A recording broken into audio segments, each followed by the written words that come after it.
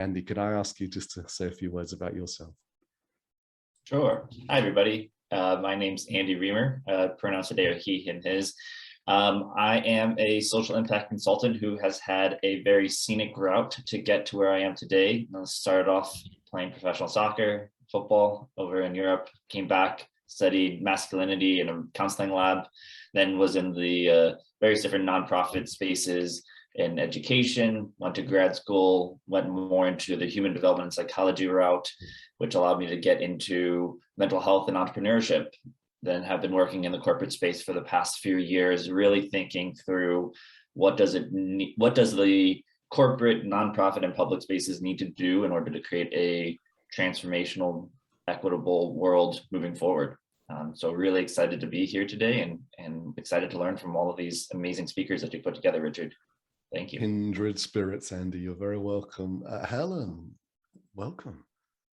Well, thank you for the honor and the privilege of joining this esteemed panel today. So it's my pleasure. A little about me. I was one of those little girls who grew up surrounded by technology and absolutely fascinated by science fiction and robots. So I didn't want to build robots. I didn't want to program robots. I was fascinated by how humans and robots could work together and make the world a better place.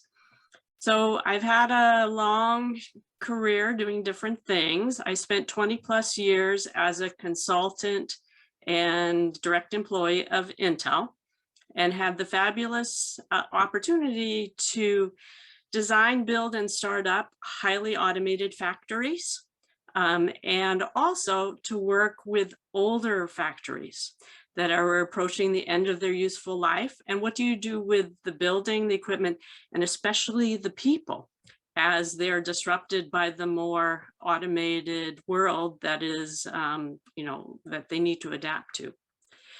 I had the opportunity to work on the future of the data center and the autonomous data center. So what point do data centers start to make their own decisions, which is a fascinating topic. I co-led Intel's efforts in the autonomous aerial revolution, everything from flying taxis and delivery drones to overhauling the world's air traffic control system, because it was designed 70 years ago for people on the ground to talk to humans in the air. And it just doesn't work anymore for unmanned aerial vehicles. As folks in the UK and Germany discovered with the drone incidents at Gatwick and Frankfurt. So there's a lot of opportunity there. I am best known perhaps for starting Intel's efforts in automated driving. So I was the first employee. And coincidentally, this is my exact 10-year anniversary of having had that incredible experience. I will just give you a quick story. It was October 31st, Halloween. I didn't know if it was going to be a trick or a treat at the time, but I would join the strategic planning organization in Intel's automotive division. And they were going around the table doing introductions, and they said, Helen, why don't you go Google ADAS and figure out what is it, and is that a business Intel wants to go into? And that was the precise minute that Intel's efforts in automated driving began, and it's been an incredible journey. So it led to, it led to coming back to executive management and say, well, what does it take to replace a human with a computer in your car?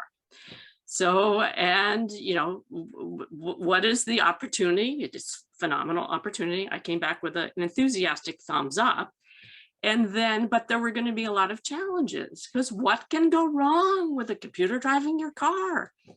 And then, so where it ended up was I helped lead the strategy for more than half a decade.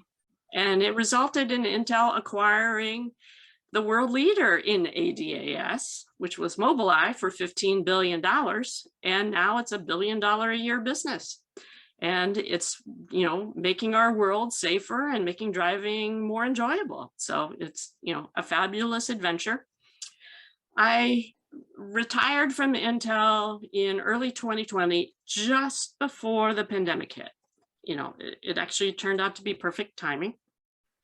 And what I've been doing, was invited to join the IEEE Standards Committee, P2863, working on organizational governance of AI and autonomous systems. So, you know, how do we govern in going forward? So great work being done by a lot of very dedicated people. And so it's fabulous to be part of that. I've been also working a day a week with Airway Science for Kids, which is a nonprofit focused on aerospace-based STEAM education. Part of how do we educate the next generation for you know, the skills they're going to need going forward. So that's fabulous.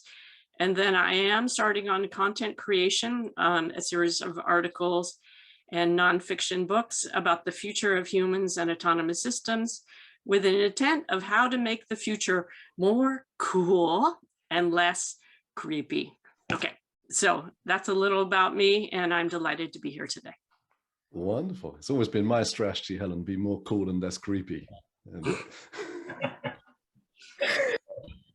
Wow, wonderful backgrounds, and so good to see you here, and some more cameras on as well. Jenny, Karen's here, Nikolaus, Vibhab's arrived. That's wonderful. It's so nice. Mike's here as well. Mike's slightly further across on the screen. You don't have to have your camera on, but it's really nice to see you if you want to have it on. There's some nice comments in the chat, Helen, about your background, and thank you so much for bringing these experiences with you today, of course. And Tanya, you're so very welcome. Whereabouts in the world are you, and what can we learn about you? Yeah, I'm based here out of Dubai, so in the Middle East.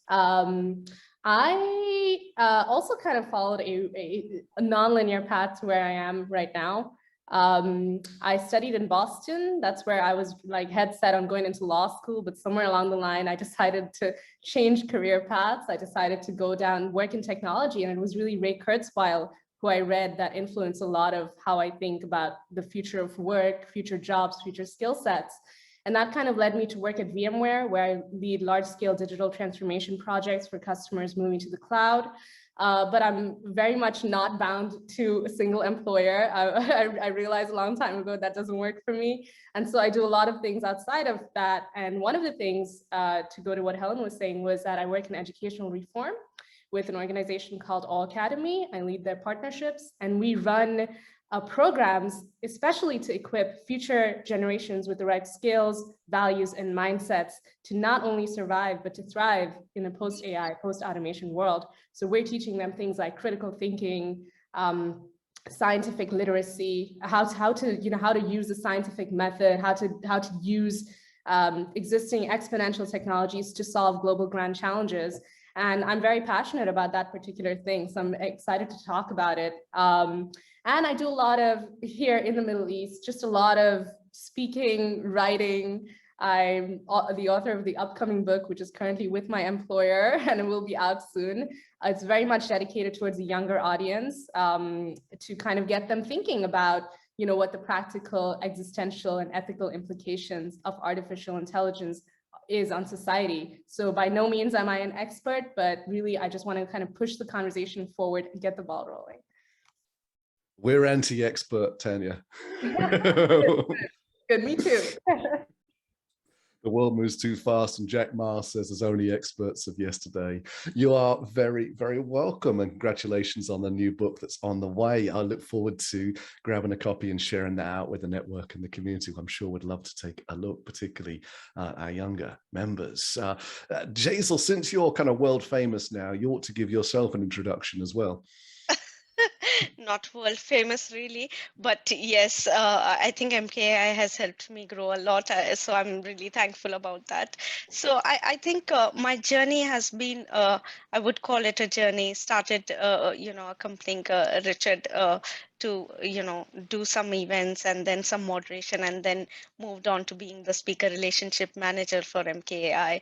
And it's wonderful to learn about AI, because I've always been into the tech industry for 15 years now and want to use AI and the latest technology for good. I think tech for good is what I look for, and also the growth of young minds, where I look for mentoring of the young minds, how they can use this. And being a business analyst into the telecom domain, I think it helps me to understand the strategy behind how businesses think, and looking at the data aspects and the analytics, how the different aspects are taken into consideration, decisions are made, products are launched. So I think in short, this is what ties back all to my interest of how we can make AI more ethical. That's great sentiments indeed. Thank you. I'm just posting a quick link there in the chat that if you're wondering who else is on this session, you want to know who they are, connect with them, maybe find avenues that you can collaborate. Well, just go ahead, pop yourself on that link with a like or a comment, and then you'll allow people to find you and connect with you. Jassal, I'm going to ask you to drive this session in a minute, but Helen, I asked this question earlier at the LinkedIn Live, of which we saw a few familiar faces, and I guess it 2001 was 20 years ago. I don't remember it being that different, but it's hard to tell. So as we get into 2041, I mean, if we stand in the middle of a busy city center in 2041, Helen, is it basically the same? Or if we teleported there, would we go, wow, what's that?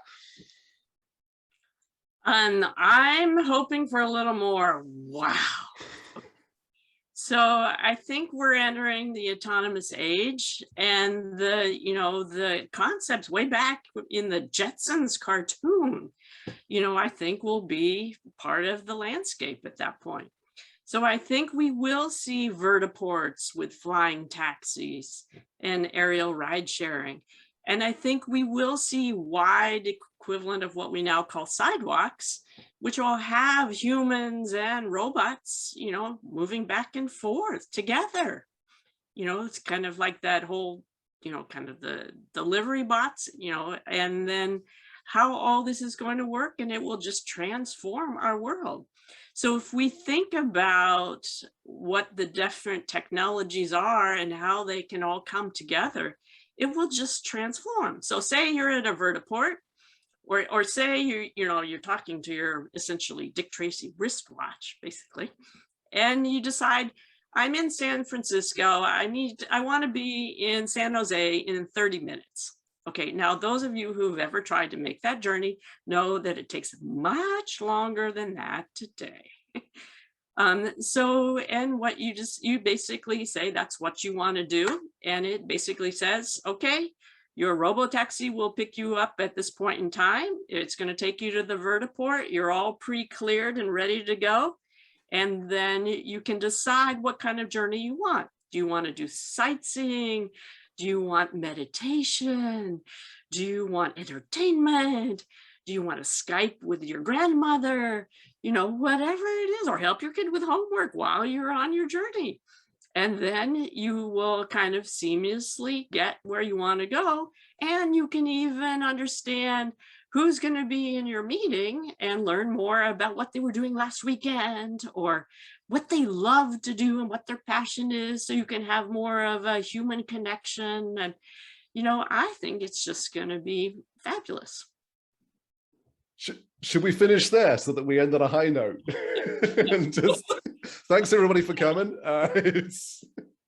So Tanya, you asked. No, but I mean that's some nice stuff there. That sounds great. I immediately got some pushback on my question from Marcus, who said, "Really, city centre?" So Tanya, just going to continue from where Helen stopped there. I mean, do you agree, or are we all just going to be, Ready Player One by then?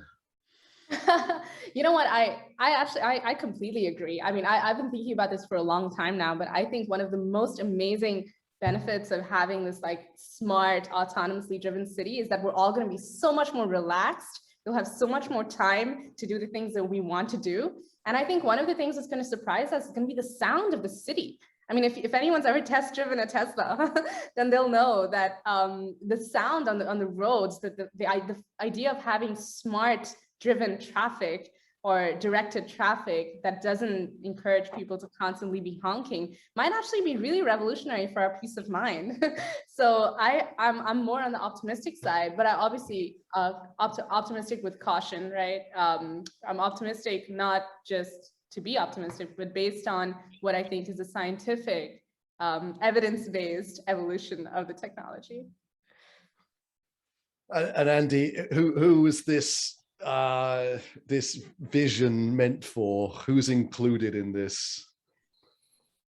That's I think the key question. I think as both of y'all were sharing that, I can definitely see that happening. We all know there's companies doing that already in the space, and Helen's been a driving force behind a lot of that.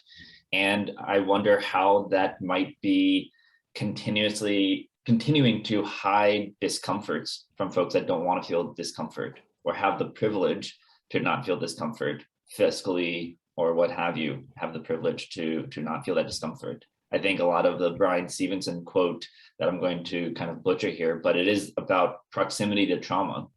And it is that the more close to trauma we are, the more aware we are, and the more that we're able to invoke our compassion, which I think is a really powerful word. I think back to the etymology of that word, which literally means to struggle with. And so how can we ensure, it'll take a lot more effort for us to feel, for many of us on this call, I would assume, and many of those with means, to feel discomfort and to push ourselves to know that we need to continue to work for a more equitable world. So how are we going to do that, I think, is quite interesting. At the same time, I think that Helen and Tanya are spot on in a lot of those ways. And I think that the concept of a third space will be really interesting in how that evolves. You know, Starbucks had that where we can just kind of do more work. Probably now we can do more creative work. We can do more art stuff. And is that a space that could potentially push for more community and more inclusiveness and more collaboration across different spaces, across people that we wouldn't naturally or currently run into on a daily basis? I love these ideas. Obviously, they present a very different and creative future. If we have, Helen, the kind of city landscape that you were describing, whether it's in reality or in virtual reality, then some companies have done very, very well, haven't they? They've sold a lot of stuff. So by 2041, we'll probably have our first trillionaires. We probably know the names of those people. We probably know the gender of those people. So it's the issue is the digital divide, isn't it? I guess that I'm nudging towards, and Andy's picking up on there, is that the future looks very different for different people. I guess, Helen, is that how you see it? So I think there's elements of that. And there's some things that we know, and there's some things that we just don't know yet. I'll share one little story about my mother. You know, I was showing her the video of the Google car with no brakes and no steering wheel and things like that. And she looked at it, and her immediate reaction was, I want one, I need one, how soon can I have one? And I was just amazed that my older mother would be fascinated by the technology, but she said, it can take me where I want to go. I can go to the gym, I can go to the store, I can go to the pharmacy, the doctor's office, the water aerobics, and I won't have to live in assisted living. So she did not care how much the technology was going to cost. She just wanted it, and wanted it now, because it opened a new world for her. So I'm just using that as an example where it may have, people may see new ways that they can use the technology and benefit from the technology, even though they're not traditional early adopters by any stretch of the imagination.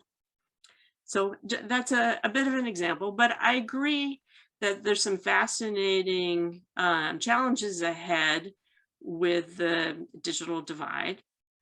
And for me, one of the big takeaways out of the MIT Moral Machine project, where they did the crowdsourcing platform, and 40 million people from around the world all participated. There was kind of these clusters that emerged in terms of the Western society and the Eastern society and the kind of the Southern realm. So it was really fascinating to understand, you know, how, what the different values are and how people perceived, you know, some of the technology kind of going forward. So I hope that answered at least some of your question. It's all goodness, Helen. Thank you for contributing those points. Tanya, let's think about younger people for a moment coming into this world. So if you're 18, 19 now, then you'll be hitting your early 40s around this time. And that certainly is supposed to be the high point of your career and your opportunity to, as we think at the moment, kind of make the money that you need for your retirement and whatever, although we know these things are changing. What kind of questions are you hearing from people hitting their 20s this decade? Yeah, absolutely. I think one of the most important questions or considerations is what skills will we need in the future, right? What jobs will exist in the future and what skills will we need to thrive? And I am actually quite envious of the next generation because I mean, I think this generation, I'm 28, 27. I think this generation is quite fortunate as well. Anyone who's in the working space right now, actually, because we have this, you know, let me backtrack. Gallup polls say that something like 88% of employees are disengaged at work, right? Or partially engaged or fully disengaged. And that's a ginormous waste of human potential. Or if you want to get, you know, technical or economical about it, also a waste of human productivity, because if you're disengaged, you're not doing good work. And so I think for you know, folks who are looking 20 years from now, even if they start now, even parents right now who are having school entering students, I mean, children, I think it's important to ask what skills they'll need to thrive in the future. And education experts at Harvard say that, I think it was Tony Wagner, says that, you know, those skills will be vastly different from the sort of skills that we think we need today. So there'll be skills that'll be hard to automate. It'll be things like collaborating and leading through influence, creativity and imagination, critical thinking and critical problem solving. It's not to say that numeracy and things like that won't matter. Of course they will, but we'll, you know, essentially enter an era where we'll be wise cyborgs of the future. We'll no longer be just a machine and human. We'll have the ability to sort of extend our neocortex into our devices, and we'll have help, which means that we can tap into human-like traits. So for that younger generation, I would say it may seem like it's a VUCA world, right, which is volatile, uncertain, complex, and ambiguous. And in the past, that may have been cause to feel anxious, but now you actually have an opportunity in front of you. It means that every one of you has the opportunity to be a creator or innovator, whether it's within a large organization or even as an individual. So that, I mean, I think that's amazing. That's exactly what will get us to a better point in the world, especially when we want to balance out the negative aspects of technology, like overconsumption, right? Tanya, if I just staying with you for a moment longer, and Andy, I'll ask you about disengagement in a moment in the workplace as it stands. But Tanya, I mean, if I see you in a month from now and I remember some of the things that you talked about, and I speak with you and say, you know, and how's this, or how's your family, how's your dog, these kind of things, then it builds that massive connection with us. But if I see you in 2041 and I ask those questions, then you kind of know that it's because it's flashing up on my lens, right? And it says, remember this about Tanya, and you last saw Tanya at this date, and so on. So you know, it's great for those of us who could use a memory boost and all the people that we meet, but it sort of becomes meaningless then, doesn't it? Actually, I think it doesn't necessarily become meaningless. I actually think it liberates our time a little more to create meaningful relationships and to live meaningful lives, right? I mean, something as simple as the cell phone, just kind of since 2007, who would have thought, right? If someone told you 20 years prior that you'll have in the palm of your hands this device made of glass and a few other things, and you're going to be able to input all of the phone numbers of everyone that you've ever met in there. and you'll be able to contact them at any given time. That's actually a huge boost to the way that we communicate and the way that we interact than it is a bane, in my view. Of course, there's going to be an aspect of educating, of reminding the folks of the next generation that it's not just about technological progress. It's not just about changing the world around you. It's also about cultivating your inner world. But I think that even having that opportunity to think about how we cultivate our inner world and our relationships with people, that is a privilege that, you know, if we zoom out and see from a big picture perspective what humanity looked like, our ancestors didn't have that opportunity because they were busy surviving. And I think today we have that opportunity. So it's really about reminding and educating that those things are important and can be really fulfilling. So let's embrace it. Kind of thing. I know I'm too optimistic. This is the optimistic panel, so make the most of it. It's all downhill from here in the conversation. No, I love that. And our ancestors, you know, thousands of years ago, you know, their perceptions were different. I mean, we say life is short. If they'd said that, somebody would have said with relative sense of what? But now that we know that the universe is 14.5 billion years old, our 80 years suddenly seems very short. Well, of course it's not. It's exactly the same, and it's everything you'll ever experience. How can it be short? But these narratives play into how we perceive things. Andy, I'm going to go to Jassal for a minute for questions that are coming through and our own insights. But Andy, we have this paradigm, don't we, where almost all of us hate our job and almost all of us don't want to lose our job.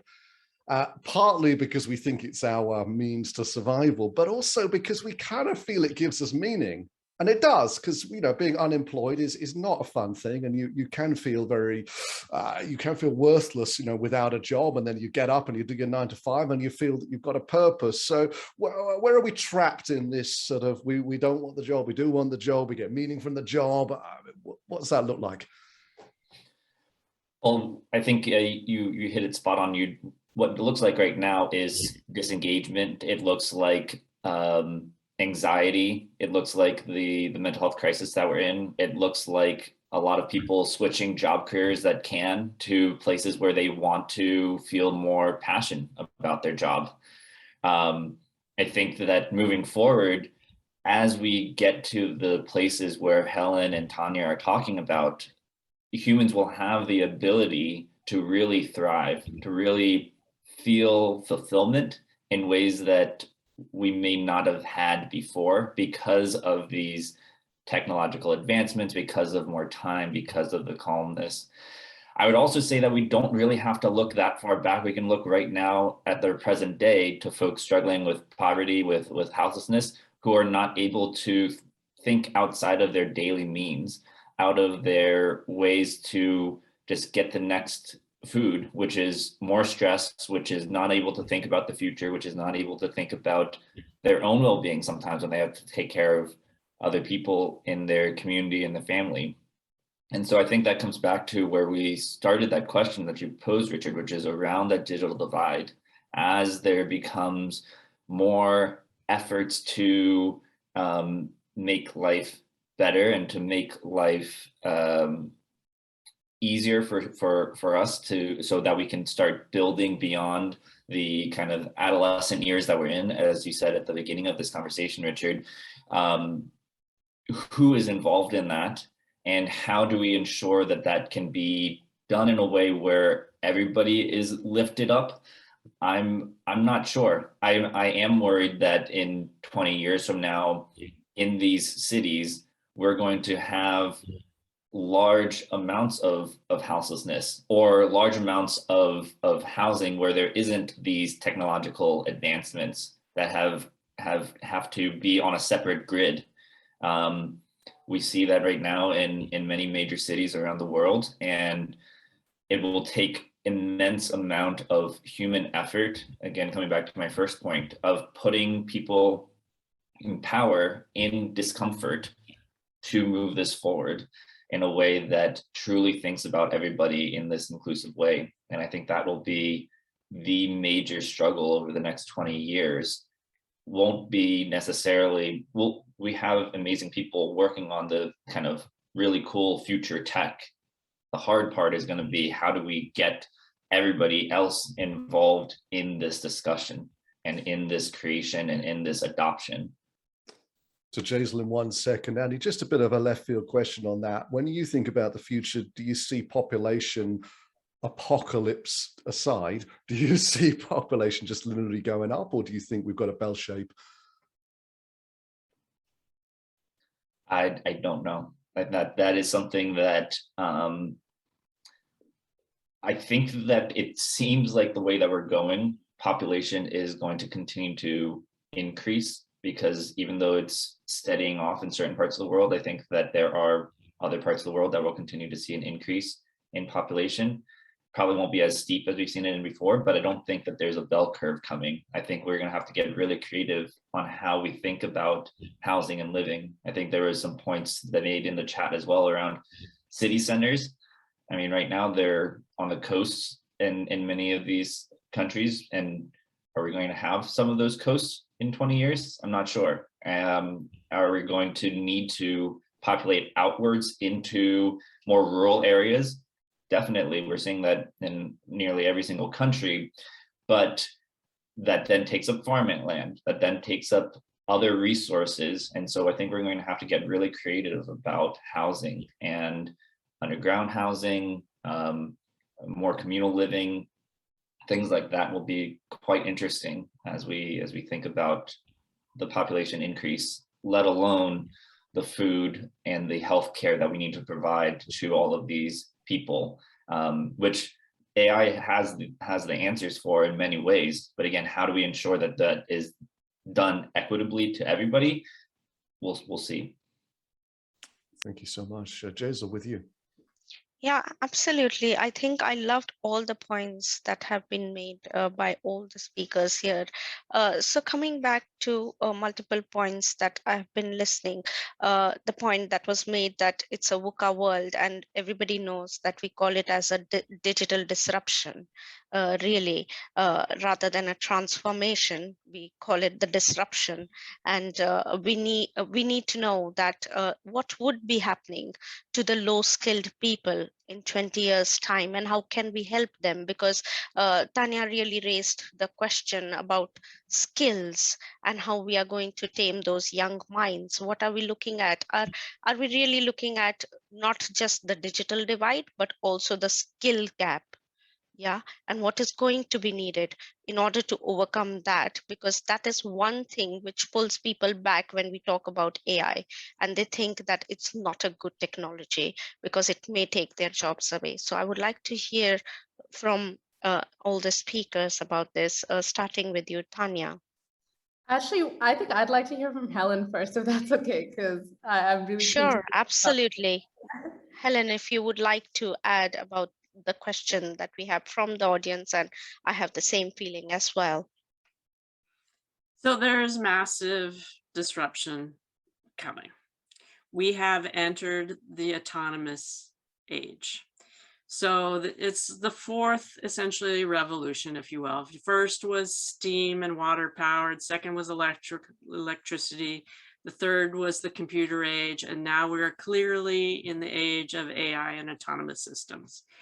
And there will be change and disruption. So my personal view is that we have to rethink a few things. We have to think about the education process, and it needs to be lifelong learning, as opposed to going to school, primary school, secondary school, college. It needs to continue over. It needs to continue over the course of one's life. And I think that there's very valuable insights that can be learned from how people are productively using their lives today after they retire. So I think studying this particular population in terms of how do they have a sense of well-being, how do they have the financial security, when they don't have necessarily a job that's providing that meaning and that social connection in their lives, what do they do to, what are they doing well in that latter years? And what problems are they running into when they lose that sense of meaning that came from being employed? or that sense of meaning that it came from being at work every day and seeing Joe and Sally and Ingrid. Okay. So I think that there's some really valuable things, and that I have the confidence that as humanity, we'll kind of figure some of this out as we go. There are lessons in terms of what works well and doesn't work well, and we have to be carefully listening and paying attention to that, and, you know, kind of seeing what works over here and seeing how that can benefit over there. So in general, the value vectors for this autonomous age revolution are safer, faster, better, cheaper. So that is what kind of propels some of this. And so we have to think in terms of how can this make things safer? How can we make things better by offloading mundane routine tasks and freeing humans up for other pursuits? How can we do things more quickly so that we can be more productive? And then the cheaper side, it can go to even something like agriculture. How can you have higher crop yields with the same amount of real estate and water and fertilizer and feed more people and bring some of the costs down? They approached a little bit of this in the book AI 2041, and they talked about the need for universal basic income and how the economic models may need to evolve over time and what people value. You know, jobs that require empathy, jobs that require creativity like artists, jobs that require the lifelong learning like teachers.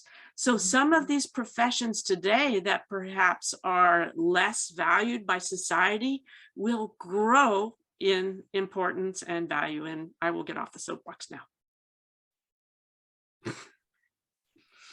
I think, Helen, you have added so much insight to this and tying it back to the book as well. So Tanya, I think now can we just add more points to it so that we can look at these points? I'm sure this is in the heart of many people. I can see it on the chat, all the questions related to around this area.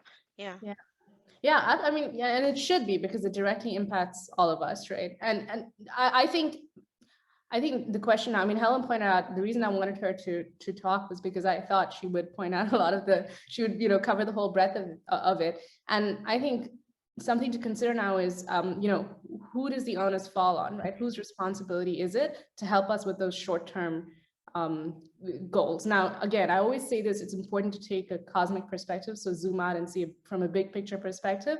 No doubt humanity will figure it out. We'll be fine. The Helen's background, right? I mean, if anyone's listened to the Carl Sagan's Pale Blue Dot, I mean, that sense of, you know, we'll be okay in the long run because we're on a trajectory towards human progress exists. And we no doubt live in one of the best times in the history of humanity in many ways by measures of you know, inequality, poverty, things like that. So by all of those statistics, but that doesn't mean that we don't need problem solving in the short run. And I think, Andy, this is probably a good segue for you. I think the onus should fall on the public sector, right? We need institutional change. We need governments to step in and say, this is what we need to do. And that's things like implementing maybe a universal basic income or running reskilling programs. I know like here in the UAE, they're very adamant on doing that, even though it's quite a small country, right? But those are forward thinking. I mean, you'll have the creators and the innovators who are disrupting and finding solutions to global grand challenges. You also need institutional intervention, and that comes from the government. That's my view, not necessarily the right one, but just my view. Yeah, absolutely. For getting it to the bigger scale and to the countries and reaching out to the people, there is going to be an intervention needed from the bigger bodies, agencies. It's not just us, but some kind of infrastructure and investment is going to be needed for that. Andy, over to you.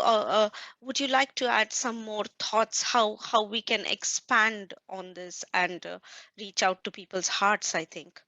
Yeah, absolutely. I think Helen and Tanya have covered so much incredible ground here. I would agree, Tanya, that it is on the government and it's also on the corporations in many ways. I think that the corporations will need, in order to keep employees, will need to start enabling their employees that ability to find fulfillment And we've talked about both of those things. And I think that will be very interesting, and their weight will also help push governments and vice versa.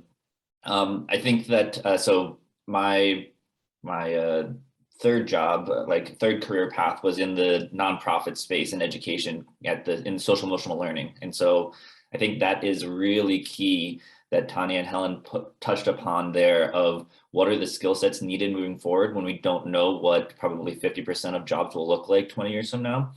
And so creative thinking, empathy, problem solving, those are all really interesting concepts that are not necessarily being taught in schools, probably because we don't do a very good job of assessing things and assessing that. And so much of the education system is around assessment and making sure that you are have proficiency in one thing before you're going on to the next thing. And so I think those will be very interesting problems for the education world to solve moving forward. I think that there's a couple of groups doing really interesting work in the lifelong learning spaces that I am a big fan of. One is the Drucker Institute. They have a project called Bendable, where they're working with libraries to have them be the center hubs for lifelong learning. I think the recreation of libraries as a center point is a really awesome idea that can be duplicated around the world. I'm currently a consultant for Logitech, the SidePorch is the organization I work for, and they're really thinking about education in a variety of different really interesting ways, through sustainability lenses, through educators as creators. But at the core of it, it is tackling this shiny object problem as well. There's a lot of really cool tech in the classroom that people could utilize, but a lot of it isn't necessarily being adopted or utilized. And it's definitely not being adopted or utilized equitably. But even in schools that have the resources to get these shiny objects, how are they being utilized to further these skills? And I think it comes back again to that assessment piece of the teachers have to hit a certain criteria because their students have to hit a certain criteria, and that's not enabling this creativity, probably because the education space hasn't really been rethought of since the Industrial Revolution. And so we need that full revamp here in the US, but also Tanya, I know you know well in the UAE, and we were just talking with some folks over there about we received a very, very large deck from the government that lays out all the different tracks that they put young people on from a very young age in specializing. And that's probably of the past. And it's from us, from the US and other people's perspective of a gifted student. What does that even mean? Those are questions that I think are really top of people's minds. And the last thing that I will say here is around coming back to that social emotional learning pieces.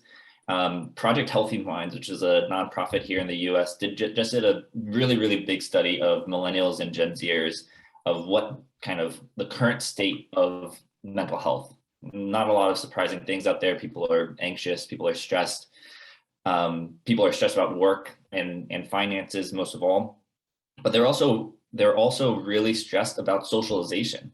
We've been doing this Zoom thing for a long time, or a lot of us have, or we've been doing things that are more isolated because we have to wear masks and because we have only certain places that we can go.